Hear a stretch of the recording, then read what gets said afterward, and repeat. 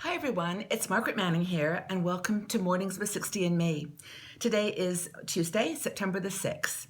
So it's the beginning of a new week for our friends in the United States and Canada. You've just enjoyed the Labor Day weekend. Hope it was a great time for you, that you had a good opportunity to get together with friends and family and just enjoy this transition into autumn. I don't know about you, but here in Switzerland, it seems to be getting a little bit cooler every morning. That autumn is arriving, and I love the seasons, and I just think it's really lovely to sit down first thing in the morning, have a cup of tea, just kind of prepare ourselves for the day. And thank you all for being here. For those people who choose to make this one of the first things they do in the morning, I'm going to get you up to speed on things that are happening in the world and share a story at the end that I think will be of interest to a lot of you. So I am drinking my Darjeeling tea this morning. It's a really lovely dark black tea and perfect for a nice cool morning. So hope you've got your tea, coffee. Let's get settled and start with the news of the world. So in the United States, if the election was a race, we've just turned the corner for the sprint. 62 days to go to the election, and Donald Trump and Hillary Clinton are both in Ohio this week, or today at least, to talk about what's on their minds and obviously put their case forward. The noise is getting very loud in the United States with this election, and it's only going to get louder. But we'll try to just cover the few things that they're happening now and again, so that you can keep up to speed. But they all both are sort of courting the press. I saw pictures of them yesterday in their respective airplanes, talking to the media about what's going to be outlined in the next few weeks. They've each got issues to face, so it's going to be very fascinating. So just hang in there. The G20 summit in China has ended. It was a short summit, but a lot got done. It was a chance really for the leaders of the top economic 20 countries in the world to discuss growth and sharing technologies, and really just to have a chat about things that are on their minds. And of course, there were lots of side meetings. President Obama met with Vladimir Putin. There were discussions with Turkey and about Syria. No real outcomes in terms of recommendations for ceasefire or any solutions. President Obama said that there just are still very big trust issues. But basically in Syria, everyone's just trying to define who the terrorists are, and everyone's got a different point of view. It seems like ISIS is the only one that's on both sides' blacklist, so that whether that's a common ground. But anyway, there was no real outcome from the G20 related to Syria. There was one controversy yesterday. President Obama was going to meet with the president of the Philippines, Duarte, and this gentleman is quite outspoken, and as President Obama said, very colorful. And he said some things about the president that were not very complimentary. He said he doesn't want anyone interfering with Philippines politics, and swore at the president. So President Obama, just decided it was best not to meet. He canceled the meeting with him, and this morning President Duterte did express his, it wasn't an apology, it was just his regret for the comments he had made. But this is just interesting. Back and forwards. So in Germany, in Europe, Chancellor Merkel is now basically trying to regroup after the loss of her party in the recent elections. She knows she's got a battle ahead of her in the general election that's coming up, because there's a very big backlash against the migrant open door policy that she started in Germany, and we'll see how that plays out. Related to the migrant refugee situation in Calais in France yesterday, there were huge protests by the locals, by the farmers, lorry drivers, and citizens who are so affected by the impact of the migrant and refugees in Calais trying to get across to the UK, and it's really disrupting their life. I mean, there are lots of things that these desperate people are doing to try to get on their lorries and trucks, and breaking down trees and doing damage. It's just all part of this need to get things sorted out with a group of people that don't want to be where they live. They want to be somewhere else. So that's in France. In Spain, the firefighters are fighting big wildfires on the Costa Brava. It's Spain's turn now, and I know this part of Spain very well. We used to go there a lot when I was married, and we just take the kids there and just enjoyed that beautiful area around Valencia, Denia, and it's now there's fires along the coast. So another challenge for firefighters. And Mother Nature is not letting Mexico off the hook either. Hurricane Newton is bearing down on it's the Pacific coast, the Baja side of Mexico, near Acapulco. Thousands have been evacuated, and big storm on the way. In Israel, there's been a building collapse, which was kind of big news, and also a discussion about from President Netanyahu and President Abbas of the Palestinian group to meet in Moscow. Russia reaching out an opportunity for them to talk on neutral ground about the issues they face. So big things happening in the world here. In Afghanistan, I've been watching the news this morning, and yesterday there was a big attack. There was another attack on military base in Afghanistan, in Kabul. And in fact, I just mentioned there were like 24 people killed, 91 injured, and the people that were actually killed were significant people in the government or in the military in that area of Kabul.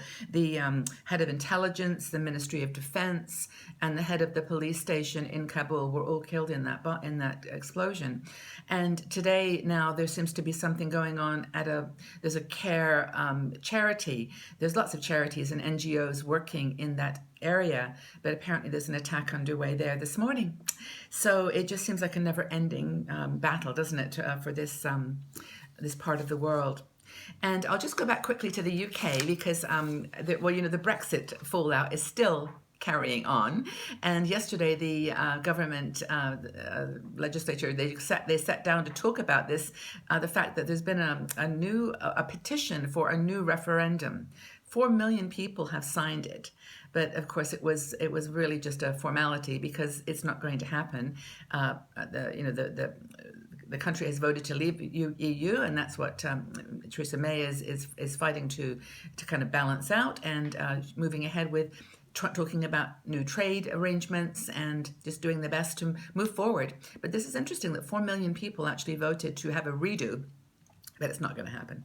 And then the final bit of news from Asia is that North Korea wanted to make a statement, not having been at the G20. So they let 3 missiles off from North Korea across the Japanese Sea. It was the east coast of Japan, and not a good thing. It's just kind of disrupting the whole calm balance in that area of the world. But of course, the United Nations and United States have spoken out against this kind of reckless activity as they view it, but that's happening in North Korea. So it's a kind of strange world that we live in these days. There's always something going on everywhere. Hope you find this useful.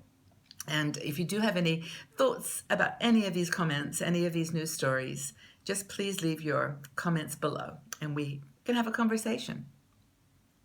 So I'd like to change gears and talk about something that I love. And I think from comments I've read in our community, you do too, and that is travel. I love to travel. I think it's just been in my blood since I was a little girl, and I just love the experience of being in a new place.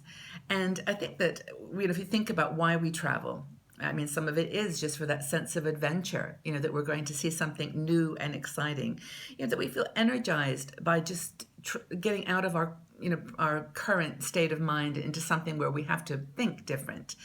Some of us like to be entertained with travel, just go to places where we go to theater or music, museums. We go there to have our experience enhanced. And sometimes it's for education. Some of us love to travel to learn and go to places where we can take some time to get to know the place and the people. And all these reasons are, good reasons for travel. And I would encourage you, even if you don't have a lot of money, to try to do some of those things locally, just to get out and try to learn, to explore, to experience new things. And I think that for me, I always in the past 20, 30 years have traveled fast. either on business or, on a trip that was 3 or 4 days. Go to a place, do the 48 hours in Paris, and then move on to Prague, and then move on to Budapest.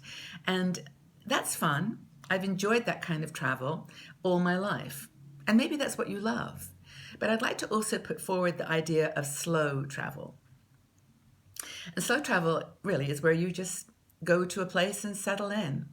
A lot of women do house sitting and have a month or so in a place where they have a chance to just relax and get to know the people, get to know the place.